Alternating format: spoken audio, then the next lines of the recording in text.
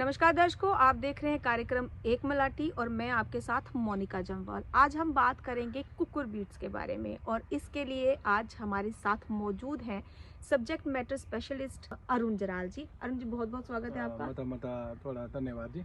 अच्छा अरुण जी, सबसे पहले हमारे दर्शकों को आप ये बताइए, क्योंकि मोस्टली लोगों को नहीं पता है कि कुकुर बीट्स क्या होता है। बड़ी अच्छी बात आपने शेयर की हमारे साथ। कुकर बिट्स के जैसे उसका अभी टाइम चल रहा है। कुकर बिट्स की मैं बात करूं जिसमें हम बिटर गार्ड करेले की बात करते हैं, घिए की बात करते हैं, जब हम उसमें पम्पकिन कद्दू जिसको बोलते हैं उसकी बात करते हैं, खीरे की बात करते हैं, कुकुम्बर की, या मस्क मेलन हो गया हमारा जो ककड़ी वगैरह होती है, वाटर मेलन खरबूजा हो गया। ये सारी चीज़ें हैं जो कुकर बिट्स के अंदर आती हैं। अब कुकुर बीट्स के बारे में तो दर्शकों आपने जान लिया, लेकिन कुकुर बीट्स को लगाने की जो प्रक्रिया होती है वो क्या होती है, हमारे दर्शकों को ये बताइए। हाँ जी, मैं अपने किसान भाइयों से ये बात शेयर करना चाहता हूँ कि किसान भाइयों, जो भी आप कुकर बिट्स की जो हम खेती करते हैं, तो सबसे पहले जो बीज का उपचार है वो ज़रूर कर लेना चाहिए, क्योंकि बीज तब तक ही बीज है जब तक वो पैकेट में बंद है, जहाँ वो गनी बैग में बंद है। जैसे ही हम उस पैकेट को खोलते हैं, जैसे हम खेत में लगाते हैं, तो चाहे खेत में से जो जीवाणु जो बीमारी पैदा करने वाले होते हैं उसको बीज को जकड़ लेते हैं, और जो हमारे हवा में जो बीमारी पैदा करने वाले जीवाणु होते हैं वो भी इसको जकड़ लेते हैं। तो अगर हमने सीड का ट्रीटमेंट किया हो, जैसे मैं बात करूं कि ऑर्गेनिक बेस से कि बीजामृत एक आता है, बीजामृत में आपके माध्यम से अपने किसान भाइयों को बताना चाहता हूं कि बीजामृत में हमने क्या करना है, एक बाल्टी ले लेनी है। बाल्टी में हमने क्या करना है कि उसको 18-19-20 लीटर उसको भर देना है। उसके बाद हमने ताज़ा गोबर जिसको बोलते हैं पोल्ट्री गोबर की, वो हमने लेनी है, उसकी पोल्ट्री बनानी है जो पानी के साथ टच करे हमारा वो।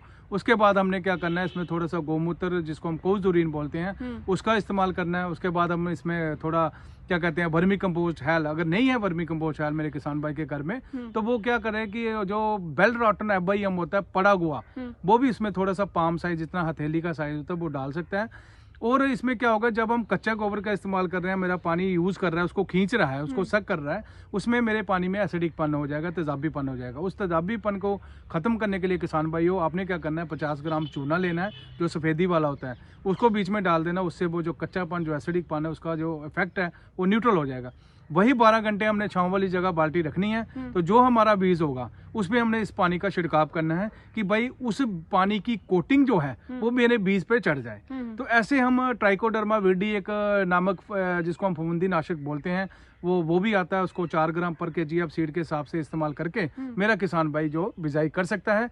ऐसा करने से क्या होता है कि 100% नहीं मैं बोलता, लेकिन 99% मेरी जो किसान भाई बीमारियों से निजात पा सकता है। जो प्लास्टिक टनल्स होते हैं उनमें ये बीज लगाने का क्या तरीका रहता है? हाँ, जो प्लास्टिक टनल होते हैं उसमें हम यही बोलेंगे कि उसको एडवांस टेक्नोलॉजी बोल सकते हैं, या उसको हम फोर्स कल्टीवेशन बोल सकते हैं। जो हमारे प्रवासी लेबर हैं जो बाहर से आए हुए हैं वो इस टेक्निक के साथ जुड़े हुए हैं, जिसको हम रिवर बेड कल्टीवेशन भी बोलते हैं। आपने मैक्सिमम देखा होगा कि जो रिवर बेड वाला एरिया होता है, तवी वाला एरिया, वहाँ पे ये प्रैक्टिस की जाती है। ठीक है, उसमें क्या करते हैं, वो टनल्स बनाते हैं, थोड़ी नालियां क्रिएट करके उसमें वो क्या करते हैं, फिर वो अपना सुराख करके जिसको डग करके थोड़ा सा खड्डा बना के उसमें 3 से लेकर 5 बीज वो डालते हैं। वो क्यों डालते हैं, क्योंकि वो कहते हैं कि उनके माइंड में ये होता है अगर एक बीज नहीं चला दूसरा चल जाएगा, दूसरा नहीं चला तीसरा चल जाएगा, कि 5 बीज दर वो इसलिए रखते हैं कि उसके बाद क्या करते हैं कि हमने क्या करना होता है कि 12-15 दिन के बाद उसकी थिनिंग कर देनी होती है। जब हम उसमें प्लास्टिक शीट्स का इस्तेमाल करते हैं वो इसलिए करते हैं कि जब वो धुंध होती है, फ्रॉस्ट होता है, कोहरा पड़ता है, उसको हमारी सील्डिंग को बचाने के लिए हमें वो तरपाल की जरूरत पड़ती है। तरपाल में मॉइस्चर कंजर्वेशन रहती है, वीड्स प्रॉब्लम नहीं रहती, क्योंकि अगर ओपन में रहेंगे तो वीड्स की प्रॉब्लम आएगी, खरपतवार की प्रॉब्लम आएगी। तो वो जब 1 फुट का हमारा प्लांट होगा तो हम शीट्स जो है उठा देंगे, उसको मेन फील्ड में फिर ट्रांसप्लांट करेंगे। कुकुर बीट्स के बारे में हम कह सकते हैं कि ये वो सब्जियां होती हैं जो बेलों पर लगती हैं, एग्जैक्टली ना। तो जब ये सब्जियां अपनी उस पे आती हैं, चरम पर आती हैं, तो कई तरह की बीमारियां भी लगती हैं। तो कौन कौन सी बीमारियां होती हैं जो इन सब्जियों पे पाई जाती हैं? पहले तो मैं यही कहूंगा कि कुकुर बीट्स की आपने बात की, जो घिए की बात की, करेले की बात की, या कद्दू की बात की, या आपने तोरी की बात की, ये बेले वाली फसलें जो होती हैं कम कोशिश करनी चाहिए मेरे किसान भाई को। एक बावर सिस्टम आता है, बावर सिस्टम का मतलब होता है वो डिपार्टमेंट भी उस पर सब्सिडी देता है। तो वो हमने क्या करना है, एक जाला सा बनता है नेटवर्क, जैसे हम कहते हैं ना कि बेलों वाली सब्जियां जितनी वो ऊपर चढ़ा दो। क्योंकि जब हमारा अगर वो किए का फल लगेगा तो दोबारा रूट के जो सॉइल के साथ जब वो टच होगा तो वो जड़ गलन, जब वो उसमें सड़ने की प्रॉब्लम आएगी, वो हमारा फ्रूट सड़ जाएगा। अगर वही हमने बेल वाली सब्जी ऊपर चढ़ाई होगी जो सिस्टम पे, बावर सिस्टम पे, तो हमारा जो फ्रूट है वो बच जाएगा, क्योंकि जो भी फ्रूट हमारा उसमें टच करेगा, जो भी हमारा प्रोड्यूस बनेगा सॉइल के टच में आएगा, वो सड़ जाएगा। तो हमने कोशिश करनी चाहिए इसमें जो है, मैं ये भी कहना चाहता हूँ कि बावर सिस्टम के अलावा इसमें क्या करना चाहिए, अगर वो नहीं बनाना चाहता, लकड़ी का जाला जैसे बनता है, जैसे बैम्बो का जाला, लकड़ी का जाला बनता है, अगर लो कॉस्ट पे वो बनाना चाहता है, उस पे भी सारी बेलों वाली चीजें जो ऊपर चढ़ा सकता है। अच्छा। अब इसमें मेन प्रॉब्लम आती है फ्रूट फ्लाई। वो जैसे हमारे कोई भी फ्रूट होगा, प्रोड्यूस होगा, डंग मारेगी उसको मक्खी, ठीक है। वो डंग मारने से क्या होता है, वो खराब हो जाएगा, उसमें उसमें कीड़े लग जाएंगे। तो कोशिश करनी चाहिए कि बीज को, मैंने पहले कहा, रोग रहित करके ही लगाना चाहिए। अगर फ्रूट फ्लाई की प्रॉब्लम आ जाए तो मेरे किसान भाई ने कई किस्म के उसमें जो क्या कहते हैं उसको, कौ डंग और यूरिन का एक्सट्रैक्ट होता है, दोनों के मिला के जो उसका पानी निकलेगा, ठीक है, उसका एक्सट्रैक्ट हम इसमें इस्तेमाल कर सकते हैं इसको बचाने के लिए। दूसरा, इसमें सबसे मेन प्रॉब्लम आती है पोड्री मिल्ड्यू उन कुकर बीट्स में। पोड्री मिल्ड्यू का आपके माध्यम से अपने किसान भाइयों को बताना चाहता हूँ, उसकी पहचान क्या है। पत्ते पे ना पोड्री, व्हाइट पोड्री फंगस आ जाएगी, कि ऐसे लगेगा कि किसी ने स्वाह फेंकी हुई है, ठीक है ना। वो ऐश कलर की वो आ जाएगी। तो वो प्रॉब्लम काफी ज्यादा आएगी। वो डेंस प्लांटिंग के कारण भी आती है, ह्यूमिडिटी के कारण भी आती है।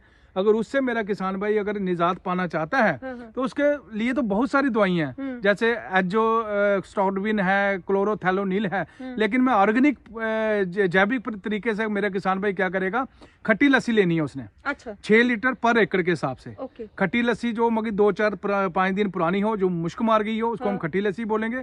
वो 6 लीटर पर एकड़ 8 कनाल के पीछे लेनी है। उसमें 200 लीटर पानी डाल के वो स्प्रे करे तो वो पोड्री मिल्ड्यू की प्रॉब्लम है जो मेरा किसान भाई कुकर स्प्रे में आती है, वो उससे निजात पा लेगा।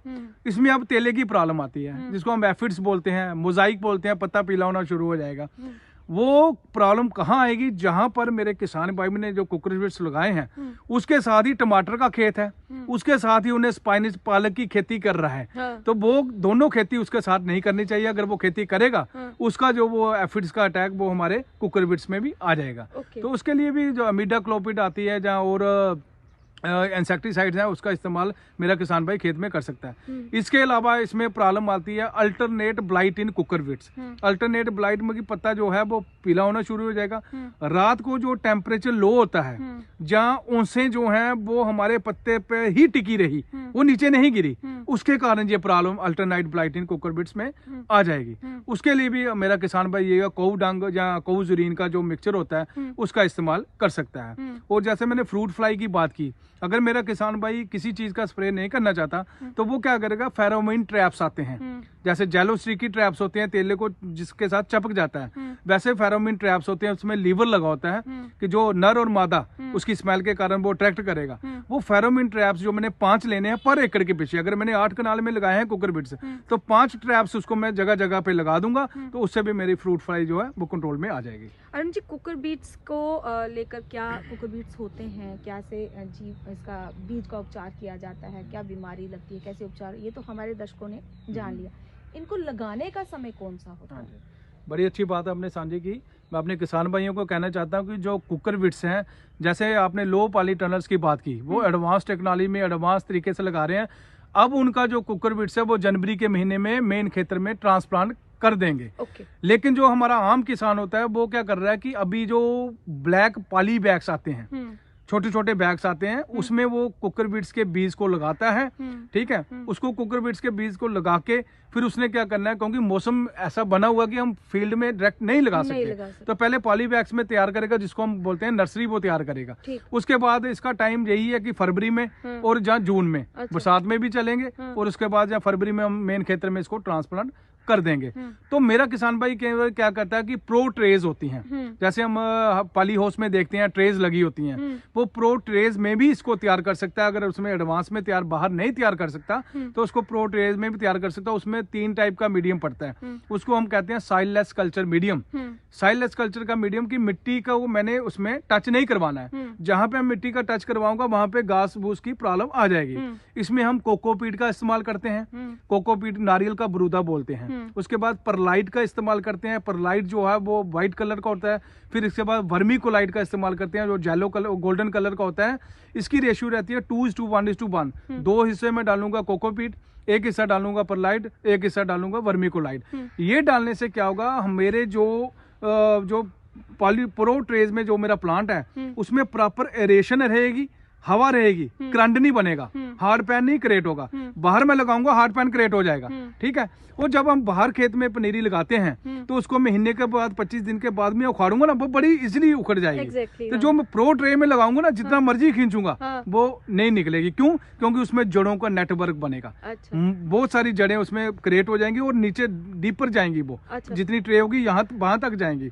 तो वो ऐसा करने से फिर उसके बाद में 15-20 दिन की जब उसमें तैयार हो जाएंगी, जब 3 लीफ स्टेज आ जाएगी, 3 पत्ते उसके आ जाएंगे, तो उसके बाद मैं उसको मेन खेत में उसको ट्रांसप्लांट कर दूंगा।